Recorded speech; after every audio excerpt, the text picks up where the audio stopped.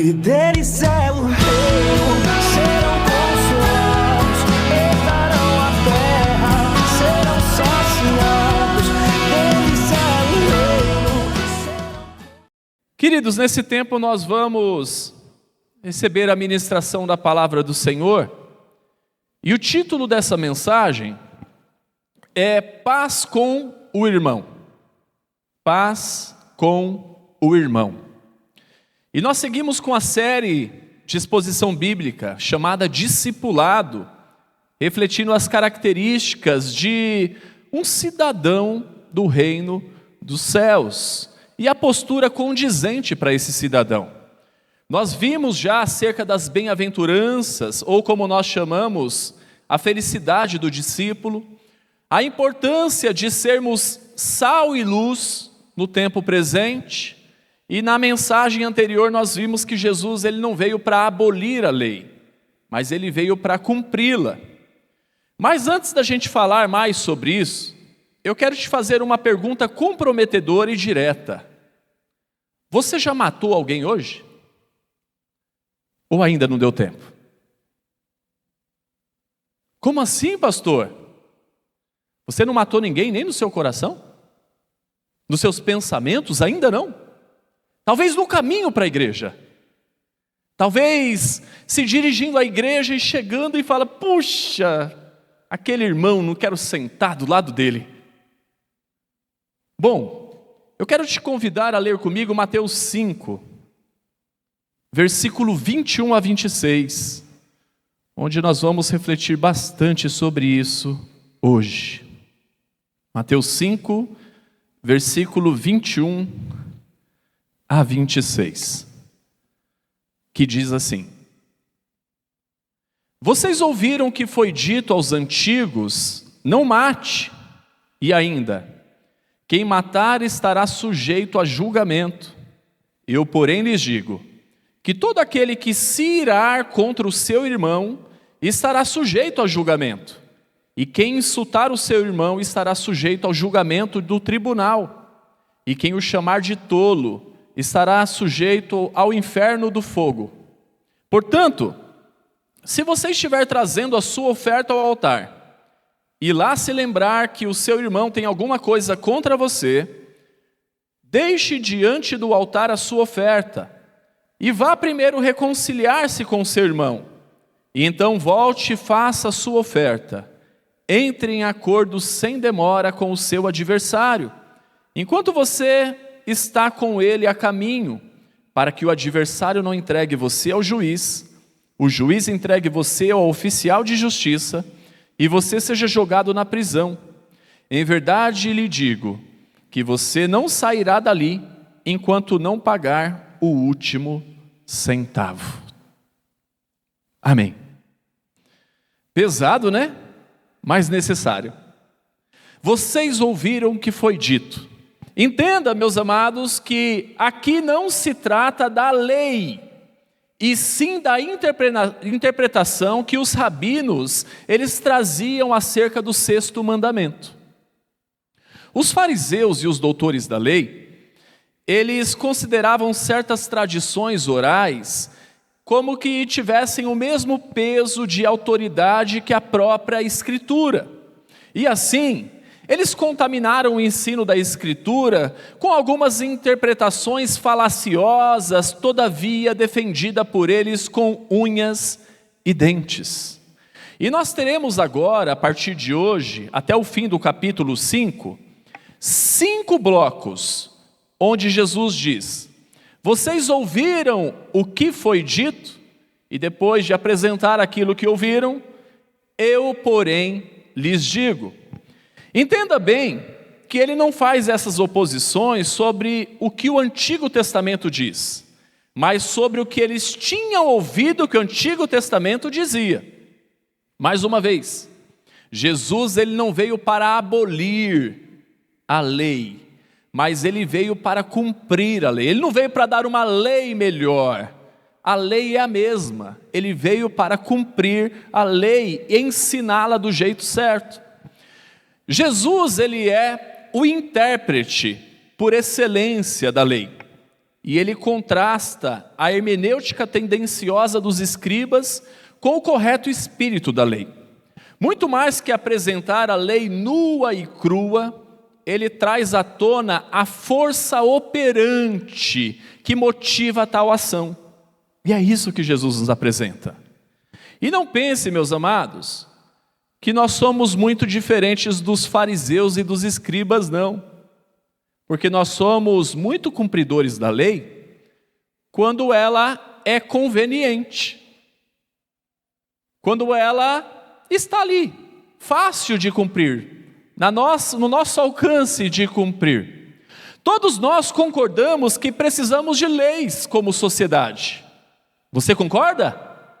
Todos nós concordamos que precisamos de leis como sociedade. Mas quando essa lei denuncia a nossa infração, isso se torna um problema e nós temos a tendência de dar um jeitinho. O jeitinho brasileiro. O jeitinho de, veja bem, essa lei é muito rígida, não é bem assim. E nós temos essa tendência. Pensemos, por exemplo, nas leis de trânsito. Vamos começar por aí? Porque se a gente falar daí, então beleza, vocês já vão concordar comigo. Eu já tenho certeza que eu vou ganhar o coração de vocês logo de imediato. Em uma via ou uma rodovia, por exemplo, existem limites de velocidade. E raros são aqueles que se norteiam obedecendo o limite. Nós temos normalmente o Waze no celular, que ele nos avisa, radar reportado à frente. Quando você escuta isso, o que você faz? A gente afunda o pé no freio. Nós reduzimos a velocidade para não tomarmos multa. Tanto que estão falando de um radar aí que vai acabar com a nossa felicidade, que ele vai medir o tempo que custa para chegar daquele ponto até um outro ponto, e ele sabe quanto tempo.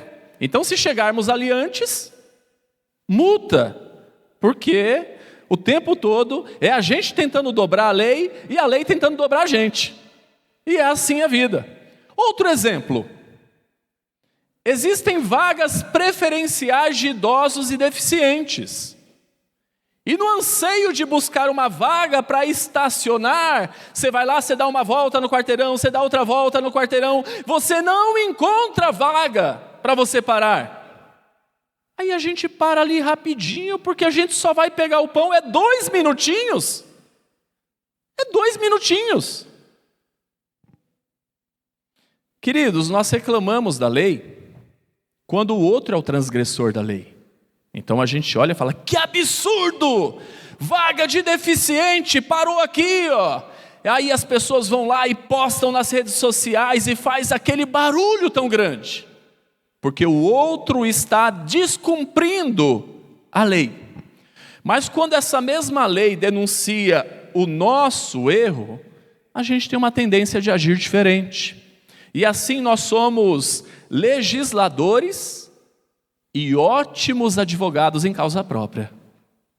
Entendam que não é apenas um fariseu do tempo bíblico que achava que cumpria a lei. Onde eles também paravam lá na vaga do idoso ou do deficiente para pegar o pãozinho, porque era só 2 minutinhos. E a gente faz a mesma coisa. E falando de tragédia, na Bíblia o primeiro homicídio ele acontece entre 2 irmãos. Caim assassina o seu irmão Abel. Isso está lá em Gênesis 4, versículo 8 a 16. E aí, a Bíblia, no próprio capítulo 4, lá no versículo 26, vai narrar que Lameque, descendente de Caim, ele declara às suas esposas, já está tudo errado, né? As suas esposas, matei um homem porque ele me feriu, e um rapaz porque ele me pisou. Então, depois que entrou na história da humanidade, o homicídio, essa maldade, foi um abismo chamando outro abismo. Isso foi novidade na época, mas nos nossos dias, os noticiários, eles trazem tragédias desse tipo com grande frequência, que a gente já não tem mais uma tendência de se assustar tanto com isso. A gente se assusta quando é do nosso quarteirão, quando é um conhecido nosso, mas a gente sabe que se ligar lá o Cidade Alerta e aqueles noticiários que se torcer sai sangue, Qualquer um desses vai ter essa notícia todos os dias. Acontece que a vida, ela é dada por Deus, e ela está nas mãos de Deus. Somente Deus tem o poder sobre a vida e sobre a morte. E a vida do irmão, ela é para o discípulo de Jesus um limite que não se pode atravessar. A lei não mate, ela surge então como uma forma de preservação das pessoas. Um mecanismo com o fim de pôr um freio nessa banalização da vida. Não mate é uma proibição explícita que trazia esse problema dessa ameaça contra a vida e ao mesmo tempo também uma ameaça de julgamento para poder refrear esse negócio de que, se alguém falou mal de mim, eu vou matar. Se alguém pisou no meu pé, o que aconteceu, eu vou também acabar com a vida dele. E a pessoa que tivesse matado alguém, ela tinha que ser levada à presença de um tribunal para ser julgada, podendo ser condenada até a morte. E lá em Números 35 é onde aparece isso, ele vai descrever isso o tempo todo. E ao cumprir esse mandamento de não mate, ao pé da letra, isso já é suficiente para muita gente se julgar ser um cidadão de bem. Eu já escutei, eu tenho certeza que você também já escutou. Eu sou uma pessoa de bem, não faço mal para ninguém, nunca matei ninguém. E quando fala nunca matei ninguém, a gente fala, ufa, graças a Deus, né? Nunca matou ninguém. E assim, da forma que os fariseus e os intérpretes da lei liam o mandamento, quase ninguém era culpado de quebrar esse mandamento. Porque não é tão normal você encontrar por aí pessoas que mataram outras pessoas. Quando a gente fica sabendo e fala assim, aquele ali encontrou Jesus, o cara era ruim, viu? Matador, dedo mole. Era só pisar na frente dele lá que ele... O cara, nossa, a gente fica, já olha diferente. Então o normal não é a gente encontrar pessoas que mataram assim a reveria. Isso não é o normal. Porém acontece que na ótica de Jesus, o ato de odiar, de irar-se contra o outro, de considerá-lo tolo e desprezível, isso já é em si um crime contra a vida. Logo, todos somos culpados. Todos nós já quebramos o 6º mandamento. Palavras de insulto e discursos odiosos talvez não provoquem homicídio de imediato. Porém, na ética de Jesus, isso já é homicídio. As redes sociais é tanto ódio declarado. Uma pessoa pública sofre muitas vezes pelo simples fato de colocar uma foto, um vídeo. E se você abrir uma foto, um vídeo de qualquer pessoa que é famosa, você vai ler lá muitos discursos odiosos. Tem pessoas e mais pessoas que pagam o preço de se expor e com isso vivem à base de medicamentos para conseguir seguir e prosseguir na vida. O Warren Wiersbe, um comentarista bíblico, ele diz assim, Jesus não diz que a ira conduz ao homicídio, mas sim que a ira é uma forma de homicídio. E Jesus, ele inicia esse trecho falando acerca da lei, mas trazendo a sua essência à tona para aquilo que está nas entrelinhas do mandamento. E para isso, com a autoridade de Deus, sendo ele o Filho, ele amplia o nosso entendimento com a expressão, eu, porém, lhes digo. Os rabinos, eles limitavam o 6º mandamento ao ato do homicídio. Jesus, porém, ele deixa claro que o espírito da lei, ele se liga não apenas ao ato, mas também à motivação. A lei, ela perscruta não apenas as ações exteriores, mas também as motivações interiores. E embora os tribunais da terra, eles não tenham competência para julgar a ira e as palavras insultuosas, o tribunal de Deus, ele julga o fórum íntimo de cada um dos discípulos. Queridos, nós daremos contas a Deus não apenas pelos nossos atos, mas também pelas nossas palavras e intenções. É isso que Jesus está nos ensinando aqui. Algumas versões mais antigas, elas acrescentam umas palavras sem motivo para o irar-se, sem motivo. Na versão revista atualizada, por exemplo, ele traz esse sem motivo entre colchetes, alegando ser um acréscimo posterior e que os manuscritos mais antigos e os melhores manuscritos, que eles não continham esse sem motivo. Se alguém se irar contra o seu irmão sem motivo. Mas, cá entre nós, não entra nessa não. Não entra nessa não. O Carson, ele diz que alguns escribas, certamente eles acreditavam que Jesus ele não poderia ter sido tão rigoroso, a ponto de não excluir nenhum tipo de ira. E por isso eles inseriram essas palavras para atenuar tal declaração. Vamos deixar mais light. Está muito pesado isso. Então tem iras que são plausíveis. Nessa versão que nós lemos, diz: e quem insultar o seu irmão. E quem insultar o seu irmão. O que é um tipo de desprezo. Onde na revista e corrigida traz a palavra raca. Então talvez é a sua versão e você leu desse jeito, no lugar do insulto. E o que é raca? Raca tem duas possibilidades. A primeira que eu vou apresentar é se diz acerca de uma palavra em aramaico. Então ela significa vazio. Você insultar o seu irmão chamando ele de vazio, ou então de cabeça oca, alguma coisa do tipo. Barclay, um outro comentarista, ele vai dizer que é o mesmo que você chamar alguém de estúpido, de idiota, de imprestável. Então esse seria o significado para raca. Mas na versão que lemos, ela já vai trabalhar com uma palavra grega, que essa palavra é mori. E mori é traduzido então por tolo. Mas a gente tem que entender que tanto lá quanto cá não foge tanto uma coisa da outra não. Porque eu acho que todos nós já chamamos alguém de idiota, já achamos que alguém é tolo e já tratamos alguém como uma pessoa desprezível. Todos nós já agimos assim.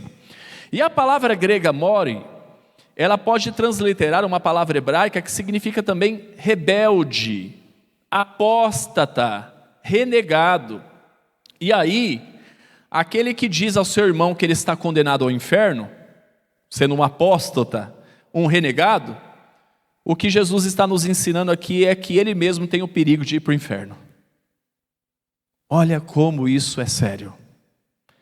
Então como que nós podemos entender essas punições que aparecem no texto? Quais são as punições? Julgamento, julgamento de tribunal e inferno de fogo. As pessoas que têm ações e atitudes desse tipo são sujeitas a julgamento, julgamento de tribunal, ou dependendo da versão, ao sinédrio, e o inferno de fogo ou o fogo do inferno. Vai aparecer assim. O que é isso? A palavra ali é Geena. O sinédrio, ele era a suprema corte judaica. E Geena no original é a transliteração grega de duas palavras semíticas que significam vale de Inom. O que era o vale de Inom? Era uma ravina ao sul de Jerusalém, onde era jogado e queimado o lixo ali. E dizem que lá tinha um fogo que nunca se apagava, uma espécie de petroquímica da vida que a gente conhece aí. Então aquele fogo que nunca se apagava, onde as pessoas jogavam lá o lixo e ele era consumido. E consequentemente ele passou a ter um eufemismo para o fogo do inferno. Então usavam esse exemplo se tratando do fogo do inferno.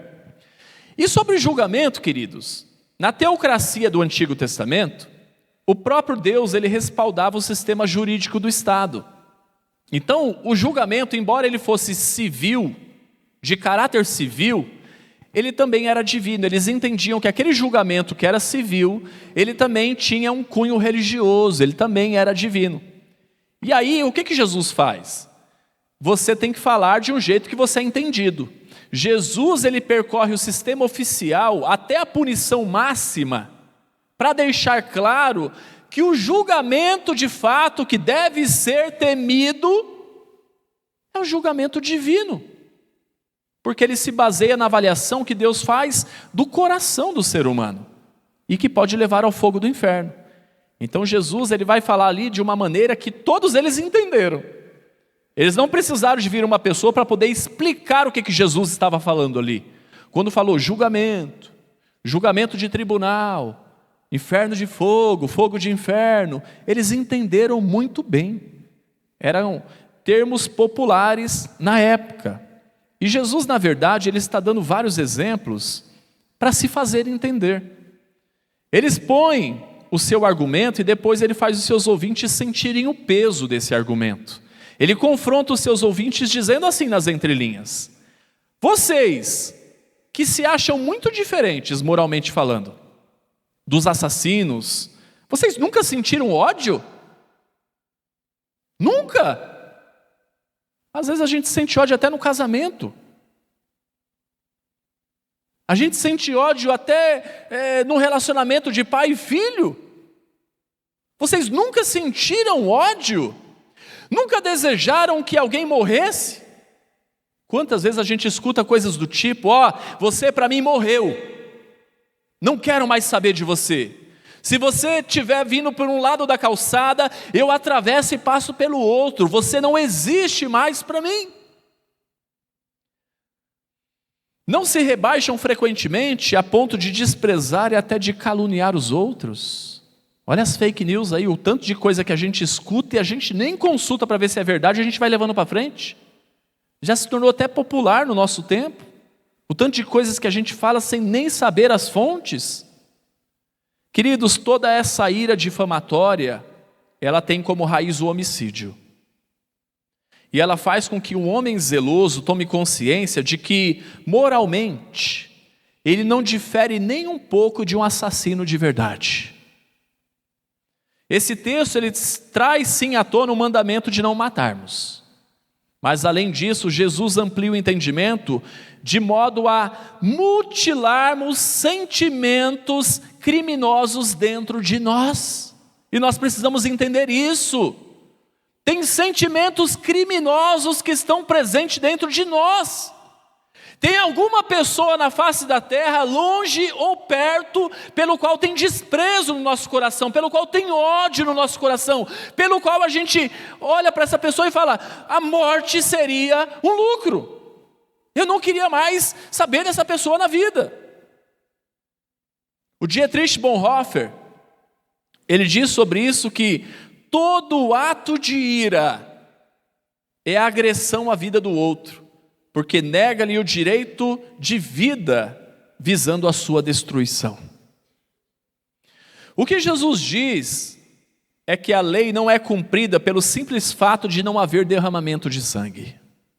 Em vez disso, a lei ela indica um problema mais fundamental: a ira difamatória do ser humano.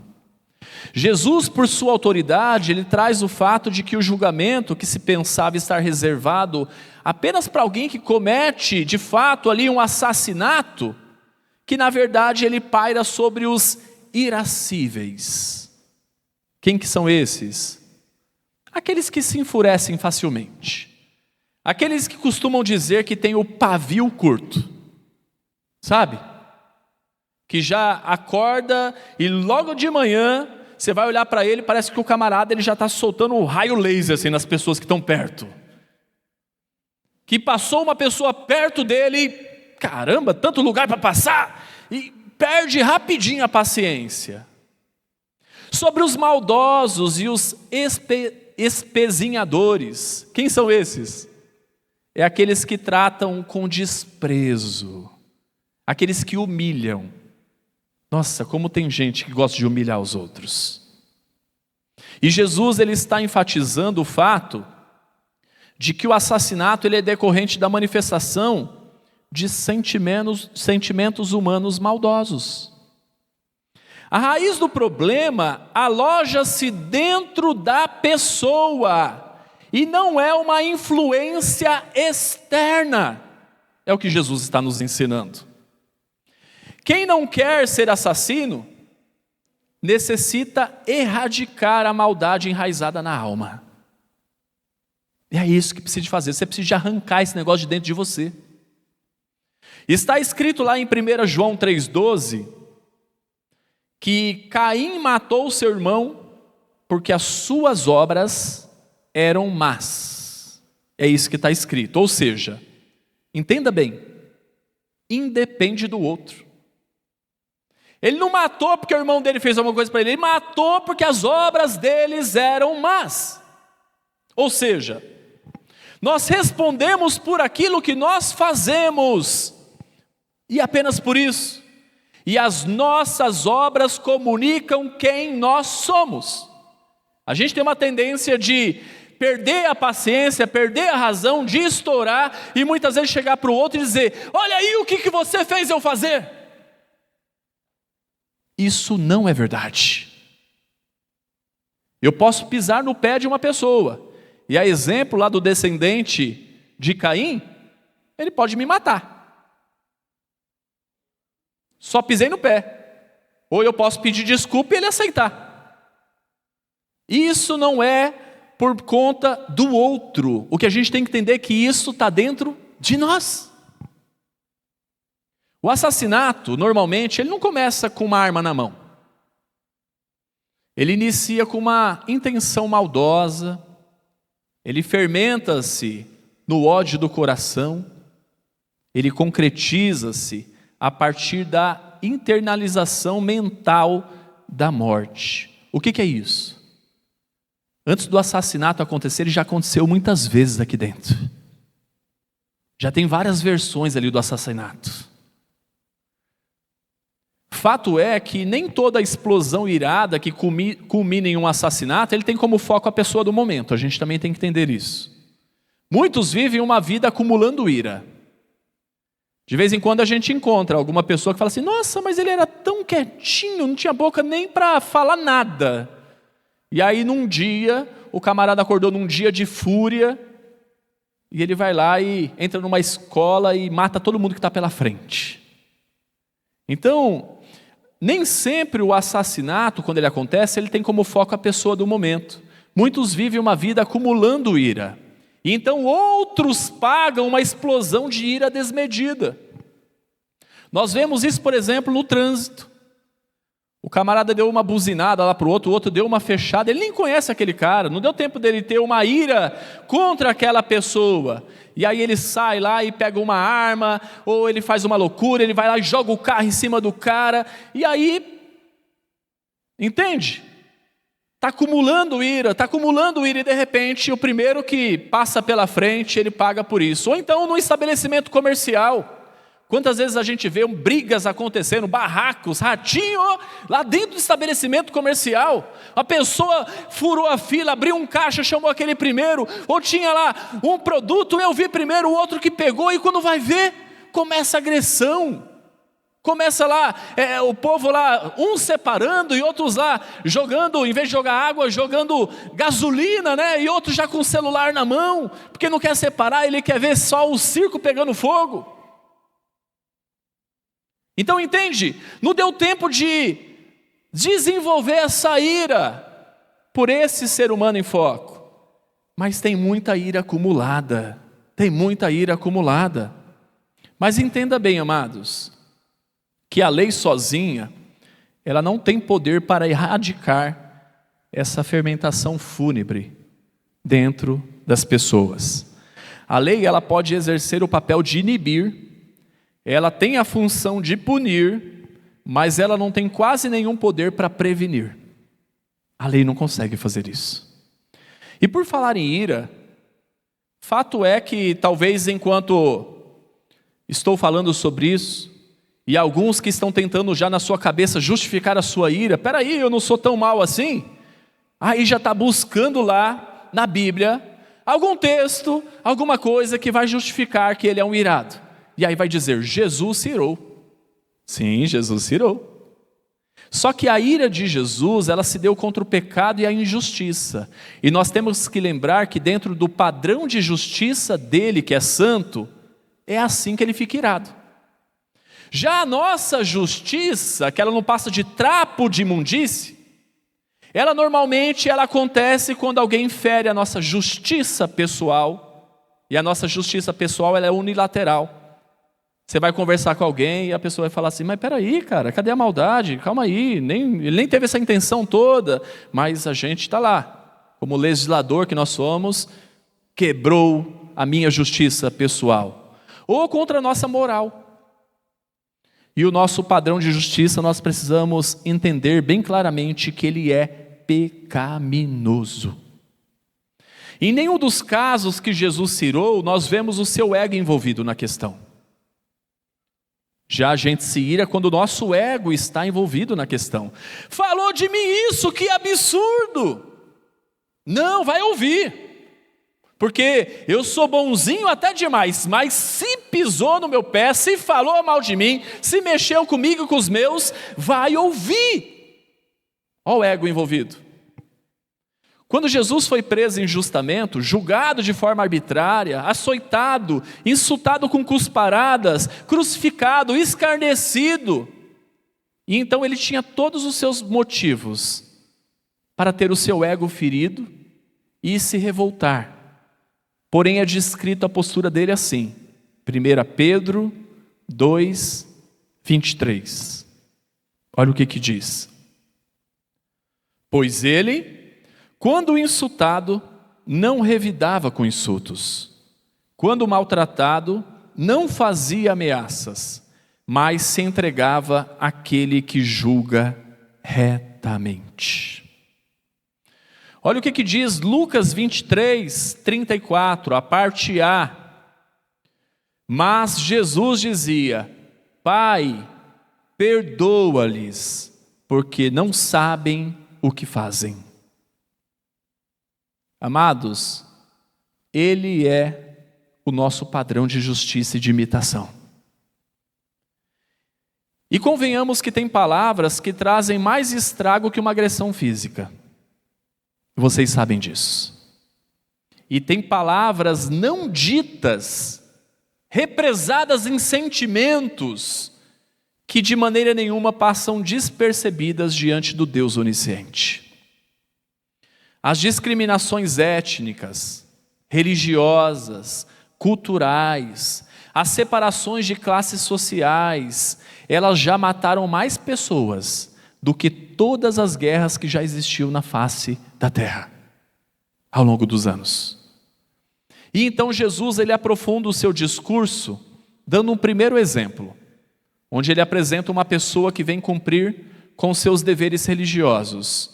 Versículo 23 de Mateus 5 diz assim: Portanto, se você estiver trazendo a sua oferta ao altar, e lá se lembrar de que o seu irmão tem alguma coisa contra você, deixe diante do altar a sua oferta, e vá primeiro reconciliar-se com o seu irmão, e então volte e faça a sua oferta.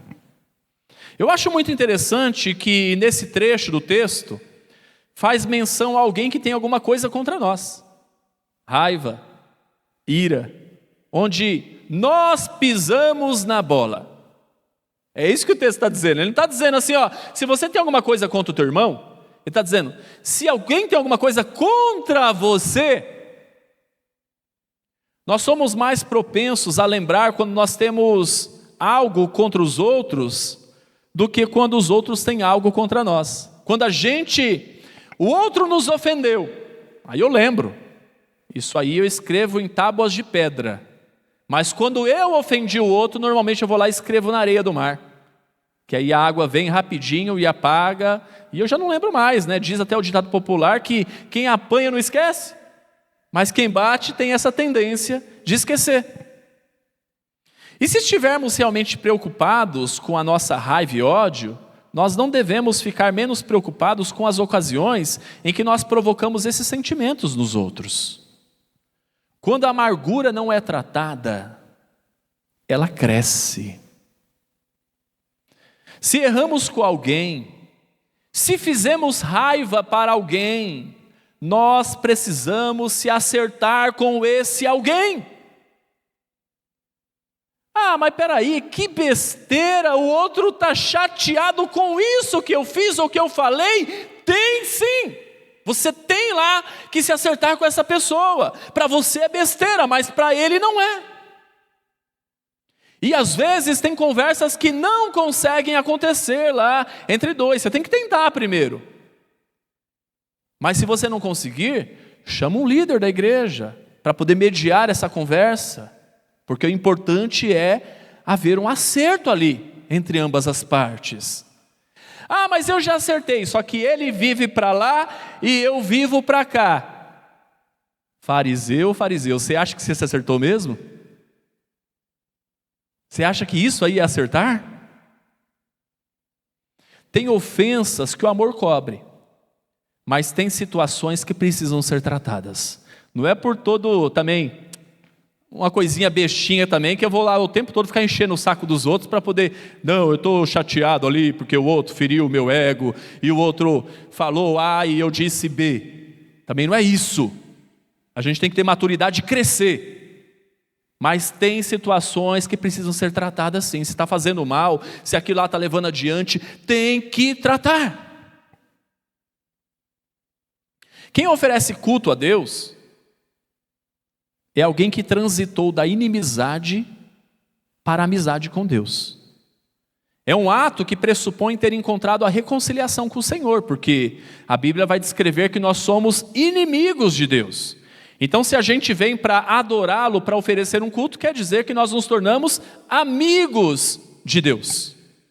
E sendo reconciliado com Deus, nós também devemos viver reconciliados com os nossos irmãos. Tiago, logo no primeiro século, nos apresenta tal problema no seio comunitário, e ele nos ensina algo muito interessante. E às vezes quando a gente olha e fala, caramba, no primeiro século já tinha problema desse tipo, né? Chega a ser desanimador, a gente só vê que era gente como a gente. Tiago 4, versículo 1 e 2 diz assim: de onde procedem as guerras e brigas que há entre vocês? De onde, senão dos prazeres que estão em conflito dentro de vocês? Vocês cobiçam e nada têm, matam e sentem inveja, mas nada podem obter. Vivem a lutar e fazer guerras, não têm porque não pedem. Eu destaco duas coisas aqui. O texto continua, mas até aqui já é suficiente para poder entender o que Jesus nos diz e encontrar uma semelhança nesses fatos. Assim como Jesus, Tiago ele nos diz aqui, primeira coisa, que o problema não está fora de nós, não está no outro, mas ele está em nós. Então são aqueles prazeres que ele diz que entram em conflito dentro de nós. A satisfação pessoal.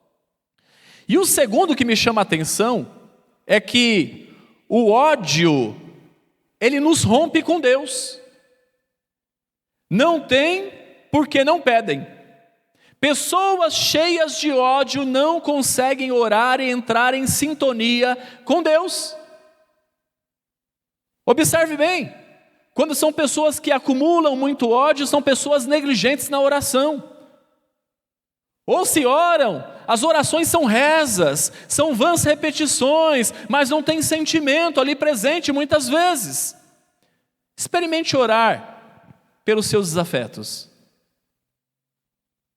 Muitas vezes a gente não encontra nem palavras para poder orar pelos desafetos. E é isso que nós precisamos fazer.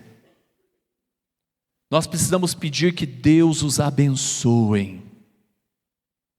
Nós precisamos, a exemplo de Jesus, quando alguém nos faz o mal, orar dizendo, Pai, perdoa porque eles não sabem o que fazem. Não permita que os erros dos outros com você envenene a sua alma. Muitos relutam e mascaram, levantando a mão no momento do louvor, entregando a oferta, como diz o texto, e fazendo de conta que não existe o problema. Tem muita gente que vive assim. Acontece um problema, o que é a coisa mais fácil fazer? Eu mudo de igreja.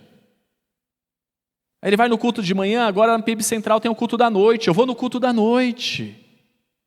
Eu simplesmente me afasto da pessoa. E isso não resolve. Isso não resolve. Fato é que enquanto não acertar o que precisa ser acertado, nós não temos paz com Deus, nós não temos paz com o outro, nós não temos nem paz com a gente mesmo. Porque a gente fica tentando só tirar do nosso olhar, mas basta a gente encontrar o dito cujo, que o ódio vem à tona, que a gente não se controla. Por quê? Porque alguém foi lá e tirou o tapete que estava um monte de coisa escondido debaixo desse tapete. Os homens gostam de substituir integridade, pureza e amor por cerimônias. Mas Jesus não aceita nada disso. A raiva presente no coração do irmão, decorrente da minha ofensa, invalida a minha adoração. Eu vou repetir. A raiva presente no coração do irmão, decorrente da minha ofensa, invalida a minha oração. Observe bem, que Jesus não falou para deixar de ofertar. Porque qual que é a tendência humana? Você tem uma coisa com o irmão, Jesus não vai aceitar a oferta mesmo, então o que eu vou fazer? Eu não vou ofertar. O que eu vou fazer? Eu vou me afastar, não vou cultuar. Às vezes o camarada parou de vir para a igreja, você vai atrás, aí às vezes não fala de imediato. Aí você vai lá cutucando, e perguntando. Eu estou chateado com fulano de tal, é por isso que eu parei de ir. A tendência humana é o conformismo, se está se olhando no empecilho. E assim, já que Jesus não vai aceitar a minha oferta mesmo, ficarei sem ofertar. E aí junta a fome com a vontade de comer. E então a negligência pecaminosa da avareza, ela abraça o pecado do homicídio. Um abismo chamou outro abismo. Aí não é mais um pecado, são dois em pauta. Jesus, o que ele falou aqui no texto? Deixe a sua oferta diante do altar e vá reconciliar-se com o teu irmão. O que subentende quando nós lemos isso? Tudo bem que o altar hoje já é diferente do altar de antigamente, mas o que subentende com isso? O altar é um lugar de organização, de coisas no lugar. O altar é um lugar santo, então não é um lugar de bagunça. Então alguém que deixa a oferta diante do altar e vai se reconciliar, subentende que ele não vai demorar muito para fazer isso. Ele vai ir e vai voltar para oferecer a oferta. A oferta agradável a Deus, ela precisa vir de alguém que tem o coração livre de ofensa ou de mágoa. Reconciliar-se com os desafetos é necessário e com urgência, com a sua oferta sob o altar. Porque primeiro Deus aceita a vida do adorador, e depois Ele aceita a sua oferta. O Warren Wiersbe, ele diz que a pessoa que se recusa a perdoar o seu irmão, está destruindo a mesma ponte sobre a qual ele precisa andar. É isso que ele diz. O segundo e último exemplo que Jesus traz, apresenta aqui uma metáfora jurídica. Versículo 25.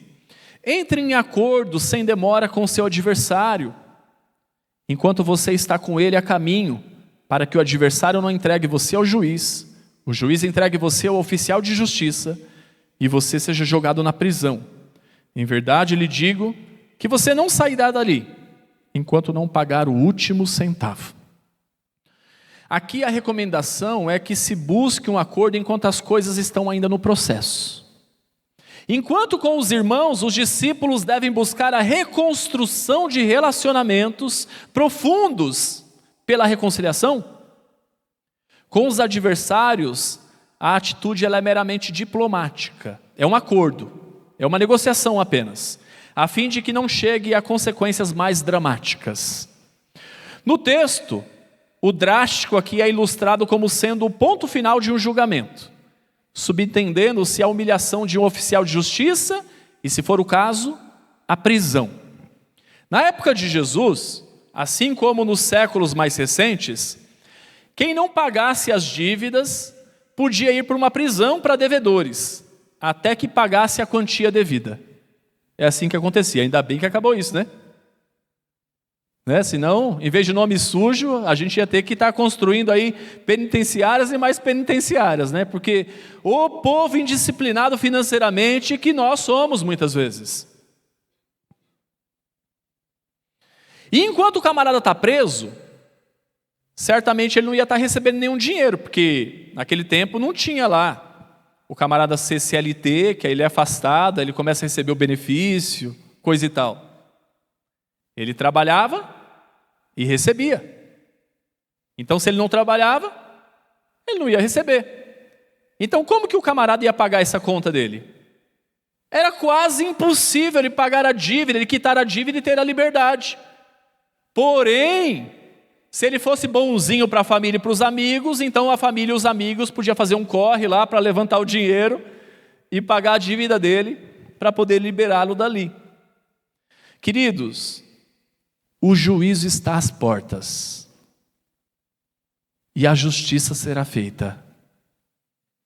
E desse modo nós vemos que nos dois casos é a animosidade pessoal que é condenada. Jesus ele está indicando novos caminhos para os seus discípulos, tocando nas motivações, nos valores, nos sentimentos.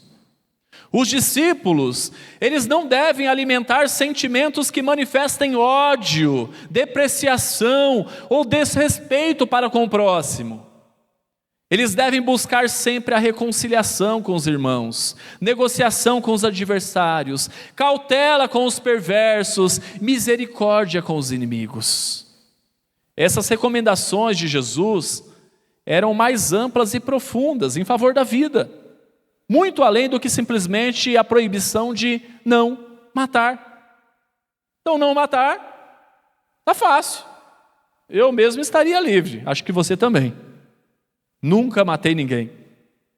E assim, quem se irar contra o seu irmão, quem lhe dirigir palavras ofensivas, quem difamar e caluniar, já não tem lugar diante de Deus, porque é assassino. Separando-se do irmão, separou-se também de Deus e já não tem mais acesso a Ele. Seu sacrifício, sua adoração, suas orações já não agradarão mais a Deus. Até mesmo na oração do Pai Nosso ele nos ensina: Pai, perdoa as nossas dívidas, assim como nós perdoamos os nossos devedores. Misericórdia, Senhor. Misericórdia. Quem vem ouvir a palavra e desfrutar da comunhão, sem ter o coração reconciliado, recebe em lugar do que vem buscar, juízo. Juízo. Jesus e o padrão dele não pode ser algo criado pela igreja. Porque é isso que a gente tenta fazer o tempo todo. É colocar um colchetes para ira e colocar lá um sem motivo. Não ire o seu irmão, a não ser que ele falar mal do meu Palmeiras. A não ser que ele falar mal da minha família. A não ser que ele me chamar de ruim, de uma pessoa desonesta. E a gente tem essa tendência de colocar lá as notinhas do rodapé. Aqueles asteriscos com 1, com 2, que aí você tem que ler lá embaixo para poder saber o que é. Jesus e o padrão dele não pode ser algo criado pela igreja. É necessário que reconheçamos a distância enorme entre nós e Ele. Queridos, tem uma distância enorme. Uma distância enorme. Mas ao invés disso ser algo que vai te trazer desânimo, eu quero te animar. É quando olhamos o padrão e então nós dizemos: não dá. Puxa, Jesus, desse jeito é difícil demais. Não dá, não tem como viver assim, não tem como fazer isso. É aí que nasce o discípulo de Jesus Cristo. Que ele se dispõe a viver uma vida na dependência do Espírito Santo de Deus. porque é o Espírito Santo em nós que nos ajuda a viver dessa forma. A gente por nós mesmos, nós não conseguimos. Por nós mesmos o que nós merecemos é o inferno. Por nós mesmos não tem salvação. Mas quando a gente entende que a gente precisa do Espírito Santo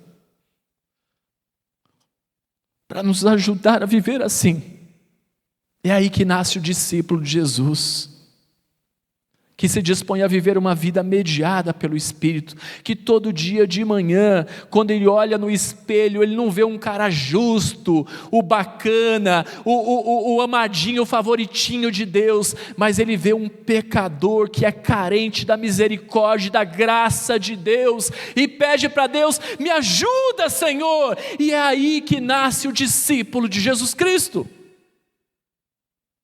E o que cabe para nós? Arrependimento, confissão a Deus, mas também reconciliação com o irmão e acordo com o adversário. Amado, vamos cuidar do nosso coração para termos paz com Deus e uns com os outros?